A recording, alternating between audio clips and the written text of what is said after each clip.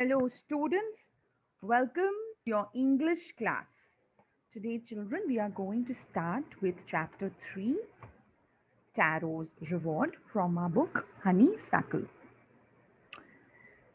This is a story about a thoughtful and loving son. He works very hard to fulfill his parents' wishes and then he gets some unexpected help. This is on page number 29 of your textbook. I request you to open your books and keep with me while we are reading the story. A young woodcutter named Taro lived with his mother and father on a lonely hillside.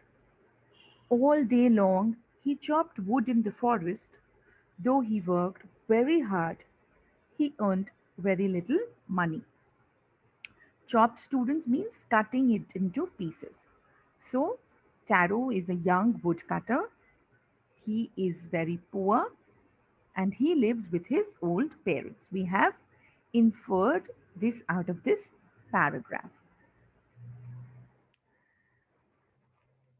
Because he's poor and he earns very little money, this made him very sad.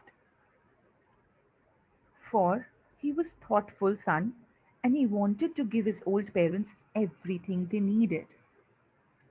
One evening, when Taro and his parents were sitting in a corner of their hut, a strong wind began to blow. It whistled through the cracks of the hut, and everyone felt very cold. Suddenly, Taro's father said, I wish I had a cup of sake. It would make me warm and do my old heart good.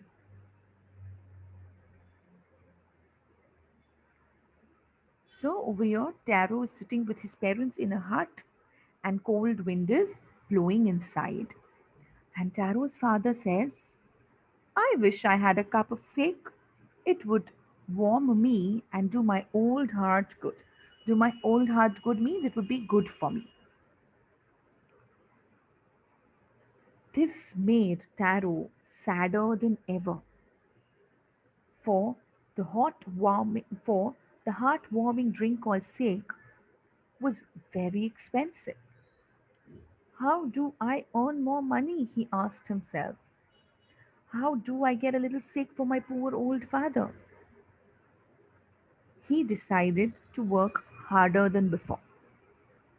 Students' sake is a very expensive drink, and now this, because the father, you know, wished to have a cup of sake, Taro starts thinking about how to get it for his father. How do I earn more money?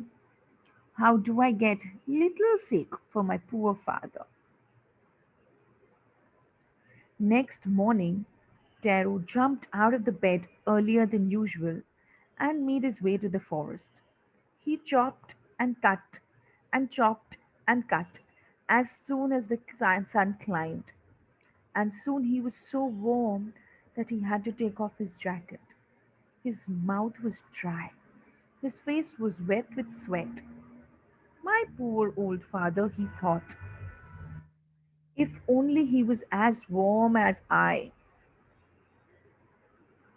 So, and with that, he began to chop even faster, thinking of all the extra money he could earn and then buy sake to warm the old man's bones.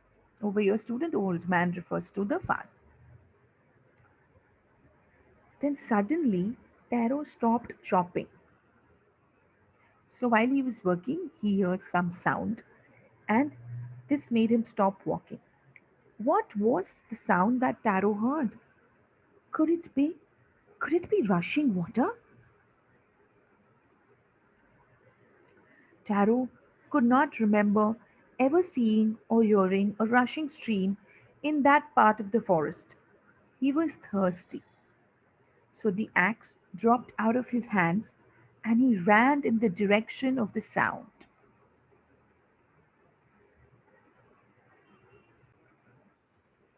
So Taro is now feeling thirsty and he tastes the water and fills his bottle also. Let's read about this.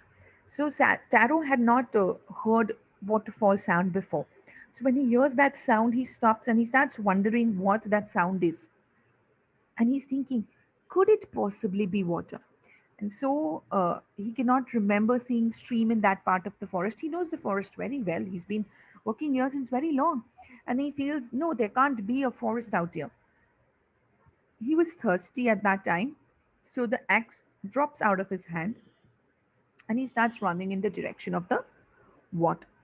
Over there, Taro saw a beautiful little waterfall hidden behind a rock. Kneeling at the place where the water flowed quietly, he cupped a little bit in his hands and put it to his lips. Was it water or was it sake? He tasted it again and again, and always it was the delicious sake instead of the cold water. Taro quickly filled his pitcher and hurried back home. The old man was delighted with the sake. After only one swallow of the liquid, he stopped shivering and he even did a little dance in the middle of the floor.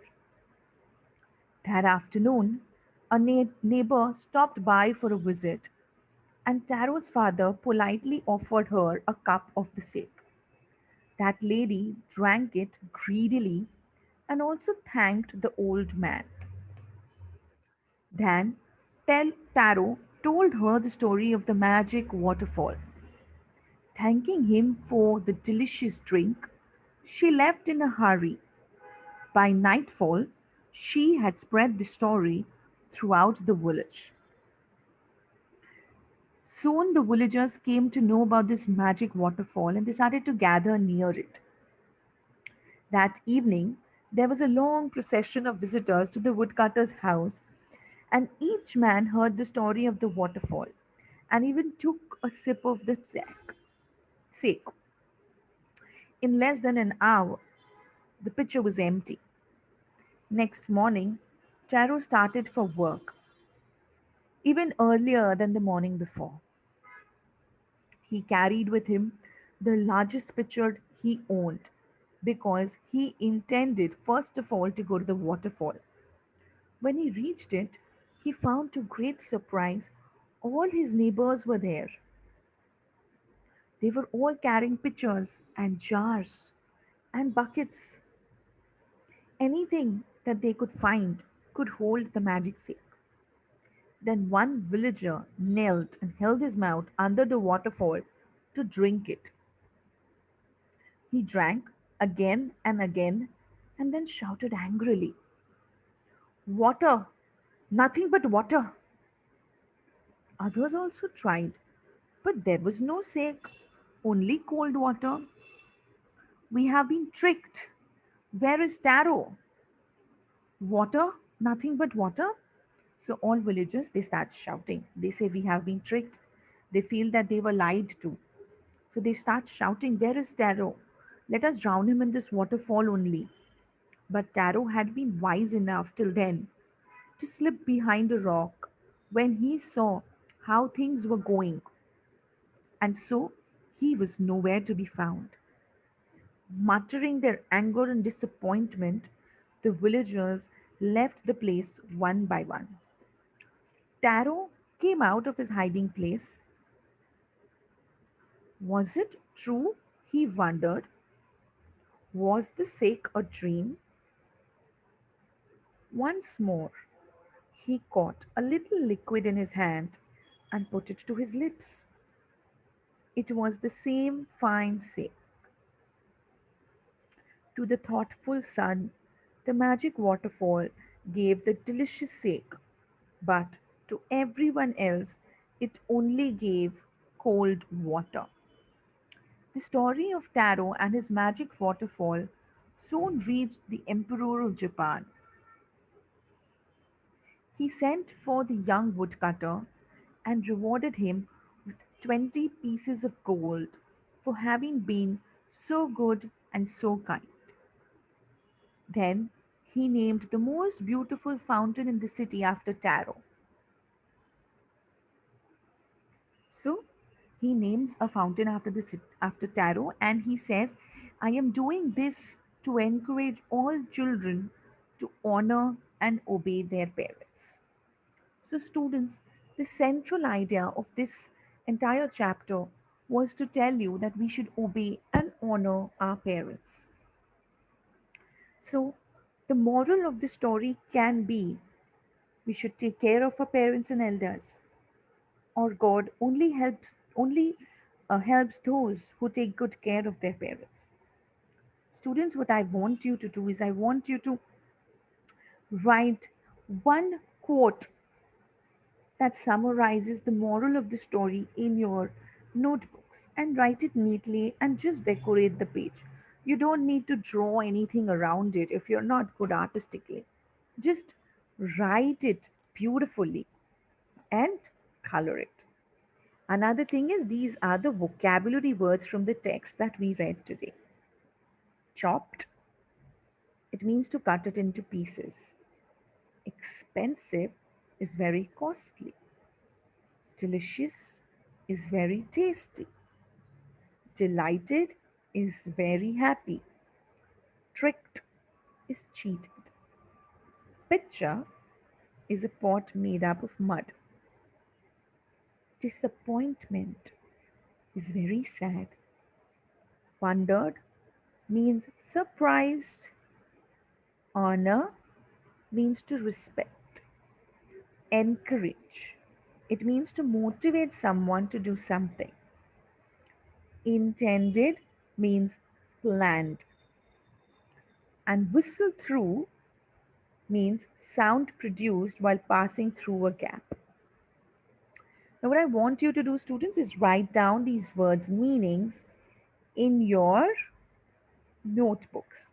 Also, students, please cross check with your textbook. There are a few quotes like sent for, or there was the word muttering, greedily, or, you know, if there's, uh, cupped a little in his hand, okay, then there was whistled through.